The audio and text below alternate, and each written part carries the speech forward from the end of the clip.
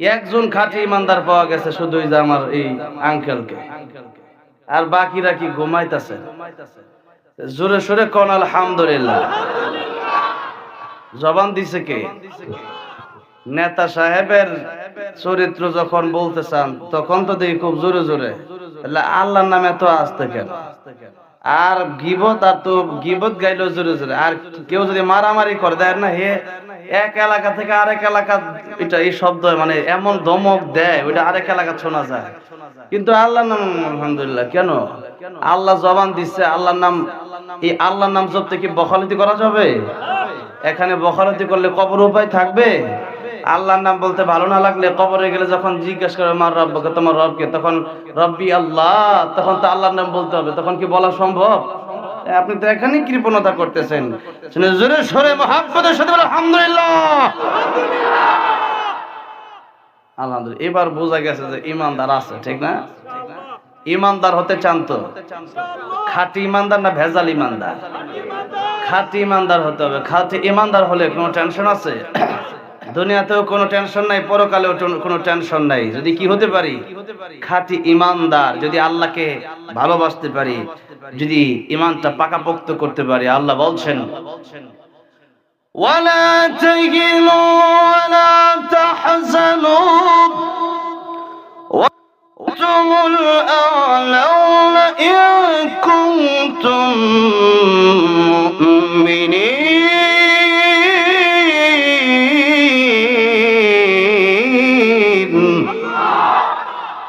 তোমাদের কোনো টেনশন নাই, কোনো ভয় নাই, কোনো চিন্তা নাই, যদি খাঁটি ইমানদার হতে পারো। বদরের মতো সেই ৩১৩ জন ইমানদার আজকে খুঁজে পাওয়া কঠিন। ইব্রাহিম আলাইহিস সালামের মতো সেই ইমানদার খুঁজে পাওয়া কঠিন। সাহাবায়ে কেরামদের মতো ইমানদার পাওয়া এখন খুবই মুশকিল। এই জন্য খাঁটি ইমানদার আমাদের হতে হবে। যেই ইমান এনেছি তো এনেছি, যেই ইমান আমার দেহে, আমার হৃদয়ে আছে, সেই ইমান তামাম পৃথিবী দিলেও বিক্রি করতে পারি। তামাম পৃথিবীর সব কিছু দিয়ে দিতে পারি, আল্লাহর কসম। ইমান একটা সেকেন্ডের জন্য দিতে পারি না, ঠিক না বেঠে? আর ইমানদার যারা, তাদের সাথে আমাদের সম্পর্ক হতে হবে গভীর। নবীজি বলেছেন, মান হাব্বা লিল্লাহ ওয়া আবগাদা লিল্লাহ ওয়া আ'তা লিল্লাহ ওয়া মানআ লিল্লাহ ফাকাদ ইসতাকমালাল ঈমান। যারা কাউকে ভালোবাসে আল্লাহর জন্য, ঘৃণাও করে আল্লাহর জন্য, কিছু দেয় মসজিদে তো আল্লাহর জন্য দেয়, আবার গান বাজনায় দেয় না তো আল্লাহর জন্য দেয় না। এক কথায় সমস্ত কাজ যাদের আল্লাহর জন্যই হবে তারাই হচ্ছে প্রকৃত অর্ধেক না পরিপূর্ণ ইমানদার হতে হবে। পরিপূর্ণ ইমানদার হতে হবে। আর ইমানদারের পরে হচ্ছে মুসলমান হওয়া। তাই আল্লাহ বলছেন, ইয়া আইয়ুহাল্লাযীনা আমানু উদখুলু ফিস সিলমি কাফা, যে তোমরা পরিপূর্ণ মুসলমান হও। আমরা এখন অর্ধেক মুসলমান। আমরা যারা এখানে বসে আছি, আমরা বেশিরভাগ অর্ধেক মুসলমান। অর্ধেক মুসলমান হচ্ছে যোহর, আসর, মাগরিব এসব পড়বো, কিন্তু ফজরটা পড়বো না। কথা ঠিক না বেঠিক? আবার অর্ধেক মুসলমান হচ্ছে ওয়াজ মাহফিলেও আসমো, আবার গানের বাজনার অনুষ্ঠান হলে সেখানেও যাবো, ঠিক না? মন চাইলে মানবো, মন চাইলে মানবো না। এর নাম হলো অর্ধেক মুসলমান। সেই জন্য আমরা অর্ধেক মুসলমান হতে চাই না, পরিপূর্ণ মুসলমান হতে চাই। ওয়ালা তামুতুন্না ইল্লা ওয়া আনতুম মুসলিমুন। মুসলমান না হয়ে কবরে আইসো না, উপায় থাকবে না। তাই আমাদের মুসলমান হতে হবে। আমাদের পরিপূর্ণ ঈমান আমাদের হৃদয়ে লালন করতে হবে, নাহলে উপায় নাই। সেজন্য আজকের এই মাহফিল আমাদের ঈমানকে তাজা করার জন্য, আমাদের মুসলমানিত্বকে আরো মজবুত করার জন্য আজকের এই মাহফিল দেওয়া হয়েছে। এই আজকের মাহফিলে আমরা যারা আসলাম, আমরা কিছু আলোচনা এটা অন্তরের পকেটে ভরে এরপরে বাড়ি নিয়ে যাব, বলি ইনশাআল্লাহ। লম্বা সময় বসে থাকা অনেকের জন্য কষ্টকর, তারপরেও যেহেতু টাইম নির্ধারণ করা যে 11টায় আমাকে আলোচনা দেওয়া হবে 12:30 পর্যন্ত, তারপরে আমি চাইছিলাম, আমি তো 10টার আগে চলে আসতে, যদি আরো আগে দিতে হয় দিবে, সমস্যা নাই। আপনাদের মসজিদের সম্মানিত ইমাম সাহেব, কি জানি নামটা, হ্যাঁ, মাওলানা ওমর ফারুক সাহেব আমার সাথে মাদ্রাসায় গেছে, দেখা করছে। আপনাদের আরো কয়েকজন গিয়েছিল।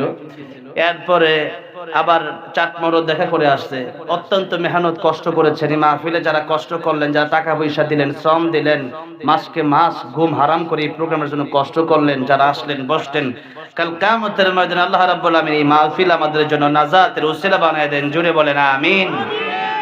গভীর রাত, তাই আমরা লম্বা চূড়া ভূমিকা না রেখে সরাসরি কোরআন শরীফের তাফসিরে যেতে চাই। রাজি আছেন তো?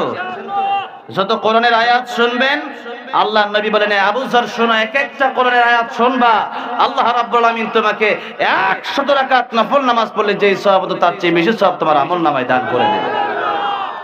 100 রাকাত আমরা সবসময় পড়ি আল্লাহ, আর আজকে এখানে এক একটা আয়াত বোঝার চেষ্টা করবেন, 100 রাকাত কিরা সওয়াব পাবেন, সুবহানাল্লাহ, বেশি পাবেন। সেই জন্য আজকের এই মাহফিলটা কম দামি না বেশি দামি? বেশি দামি। এই মাহফিলে যতই আসবেন মিজানে নেকের পাল্লা ততই ভারী হবে, কারণ 100 রাকাত নফল নামাজ এক রাতে পড়া যায় নাকি? রাসূল করিম সাল্লাল্লাহু আলাইহি সাল্লাম 4 রাকাত 8 রাকাত নামাজ পড়তেন। রাসূল করিম সাল্লাল্লাহু আলাইহি সাল্লাম ওনার পা মোবারক ফুলে যেত। আম্মা জান আয়েশা বলতেন, ইয়া রাসূলুল্লাহ, এত লম্বা সময় আপনি দাঁড়ায় থাকেন নামাজে, আপনার জীবনে তো কোনো গুনাহ নাই, ইয়া রাসূলুল্লাহ, আপনি তো নিষ্পাপ নবী। নবী বলতেন, আয়েশা, আমি কি আল্লাহর শুকরগুজার বান্দা হব না? জোরে বলেন সুবহানাল্লাহ। তাহলে আল্লাহর নবী লম্বা সময় দাঁড়ায় থাকতেন, লম্বা সময় সিজদা দিতেন, লম্বা সময় রুকু দিতেন। তার মানে আল্লাহ বলছেন, আল্লাযী খালাকাল মাউতা ওয়াল হায়াতা লিয়াবলুয়াকুম আইয়ুকুম আকসারু আমালা। না, আল্লাহ বলছেন আকসারু আমালা। আল্লাহ বলছেন, আমি আল্লাহ উত্তম আমল চাই, উত্তম আমল, ভালো আমল চাই, ইখলাসের সাথে আমল চাই। যত উত্তম আমল করবা, যত ইখলাসের সাথে আমল করবা, ততই আমি আল্লাহর কাছে দামি হবা। আর তাই নবী বলেছেন, আখলিস দীনাকা ইয়াকফিকাল আমালুল কলিল কলিল কলিল। অল্প আমলই নাজাতের জন্য যথেষ্ট হবে, যদি আমলটা ভালো হয়, যদি আমলটা আল্লাহর জন্য হয়। কিন্তু আমরা যখন এখন নামাজ পড়ি, নামাজের ভিতরে খুশু খুজু নাই। নামাজ পড়ি একদিকে, দোকানের হিসাব করি আরেক দিকে। নামাজ পড়ি একদিকে, বিদেশে জায়গায় নামাজ পড়তে পড়তে, জোরে কোন ঠিক না বেঠিক? তো সেই জন্য আমাদের নামাজের মতো হচ্ছে না। তাই আজকে আশা করলাম, যেহেতু মসজিদ করতেছেন, বলেন তো মসজিদ করলে হবে নাকি নামাজ পড়া লাগবে? মসজিদের সাথে যারা দিলকে লাগায় রাখবে, আল্লাহ রাব্বুল আলামিন কিয়ামতের ময়দানে 7 শ্রেণীর লোককে আর শাযীমের নিচে জায়গা করে দেবে। এর মধ্যে হচ্ছে এক শ্রেণীর লোক হচ্ছে তারা যারা মসজিদের সাথে নিজের দিলকে লাগায় রাখবে, মসজিদে টাকা পয়সাও দিবে, মসজিদে দানও করবে, আবার মসজিদে নামাজও পড়বে। এই সমস্ত লোক যাদের সাথে মসজিদের সাথে যাদের সম্পর্ক খুব বেশি হবে, তাদেরকে আল্লাহ রাব্বুল আলামিন কিয়ামতের ময়দানে জমিনটা হয়ে যাবে তামা, আর উপরে অর্ধ হাত উপরে থাকবে সূর্য, মাথার মগজগুলো টকবক করতে থাকবে, সেদিন ভাতের মারের নেয়। সেদিন আল্লাহ রাব্বুল আলামিন মসজিদের সাথে যাদের গভীর সম্পর্ক হবে, এদেরকে আল্লাহ রাব্বুল আলামিন আরশে আজিমের নিচে স্পেশাল ছায়া দান করবেন। জোরে করুন সুবহানাল্লাহ। তাহলে কি বলেন, মসজিদের সাথে সম্পর্ক রাখার দরকার আছে না নাই? বলেন তো। আছে, আছে।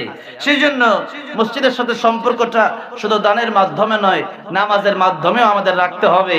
কিয়ামতের একটা আলামত হচ্ছে যে মসজিদ বেশি হবে, বড় বড় মসজিদ হবে, কিন্তু মুসল্লি থাকবে না। কিন্তু দেখে গেছে, এই যে এখনো সৌদি আরবে এমন মসজিদ আছে। আরবে আমি একটা মসজিদে গিয়েছিলাম, যেখানে মদিনাতুল মুনাওয়ারায়, যেখানে একটা মসজিদ আমি দেখতে পারলাম গ্রামের সাইডে, সেখান থেকে খেজুর, আজওয়া খেজুর নিয়ে আসতে গিয়েছিলাম। তো সেখান থেকে খেজুর নিয়ে আসতে গিয়ে দেখি খেজুর পাতা দিয়েই মসজিদ বানাইছে, কিন্তু মুসল্লি ভরপুর মসজিদে, সুবহানাল্লাহ। তাহলে আমাদের মসজিদ অনেক দামি দামি পাথর, অনেক দামি দামি টাইলস লাগাইলাম, অনেক এসি লাগাইলাম, কিন্তু নামাজি হইলাম না। তাহলে কি মনে করেন, জান্নাতে যাওয়া যাবে তো? সেই জন্য মসজিদের সাথে আমাদের সম্পর্ককে গভীর করতে হবে নামাজের মাধ্যমে। জুড়ে বলেন কিসের মাধ্যমে? নামাজের মাধ্যমে। তাই কোরআন শরীফের সূরাতুল মুদ্দাসসির এর কয়েকটা আয়াতে কারিমা আপনাদের সামনে তেলাওয়াত করেছি। আল্লাহ রাব্বুল আলামিন চাইলে এখান থেকে আপনাদের সামনে কথা বলবো, আমরা আল্লাহর জন্য কথা বলবো, আল্লাহর জন্য কথা শুনবো, আমলের নিয়তে কথা শুনবো আমরা। আল্লাহ যেন আমাকে ইখলাসের সাথে বলার তৌফিক দান করেন। জোরে বলেন আমিন।